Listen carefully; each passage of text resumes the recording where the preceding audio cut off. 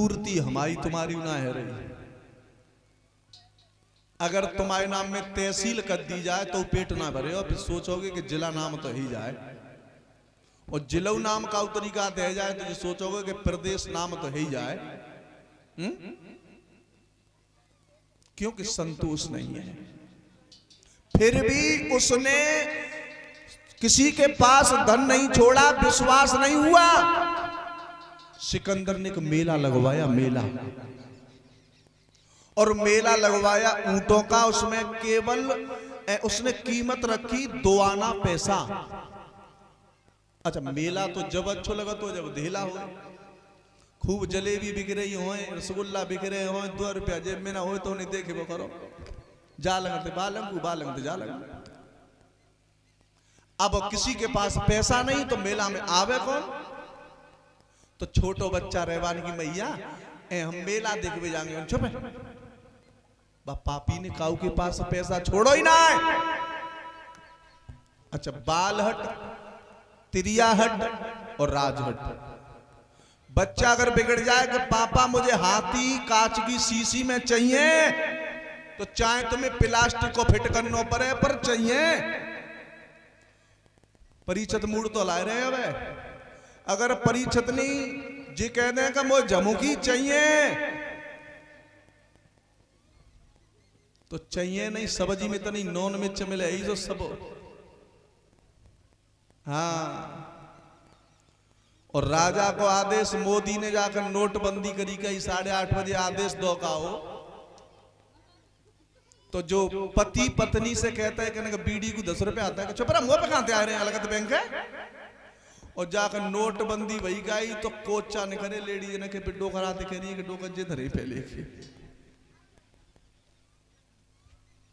तो वो छोटा बच्चा था, उसने कहा मैया मैं जरूर मेला देखे हुए के ले जाऊंगा। तो ना मानो, तो उस बच्चे से कहा मैया ने कि लाला कुछ दिन पहले तेरे पिताजी खत्म हो गए थे, तो मैंने 2 आना पैसा कफन के साथ रख दिए। वो बेटा गया, शमशान से राख को उठाया, 2 आना पैसे मिल गए। सिकंदर के बाजार में खड़ा हो गया, सिकंदर लो अपना पैसा और मुझे ऊंट दे दो। सिकंदर ने पूछा ये पैसा लाया कहां से? बोले मेरे पिताजी खत्म हो गए थे तो मेरी मां ने 2 आना पैसे मेरे पिता के साथ रख दिए, मैं शमशान से लेके आया हूं। सिकंदर ने आदेश दे दिया, जाओ हिंदुओं के शमशान, मुसलमानों की मस्जिद तोड़वा दो। पैसा के पीछे शमशान और मस्जिद तोड़वा दिए गए। लेकिन एक दिन था, रात का समय, उसने माया के भरे भंडार में जाकर के कहा, रे माया, लाखों दुखियों के पूत छीन लिए, लाखों के सिंदूर उजाड़ दिए, तू मेरे साथ चलेगी? आवाज आई, माया ने कहा, रे पापी, न मैं किसी के साथ आई और न किसी के साथ। सिकंदर ने अपनी पत्नी को बुलाया, पत्नी से पूछा जो भी मैंने कमाया है दुख सुख में आप साथी हैं? पत्नी बोली जो तुमने पाप करो तुम ही जानो, हमें कोई मतलब ना है।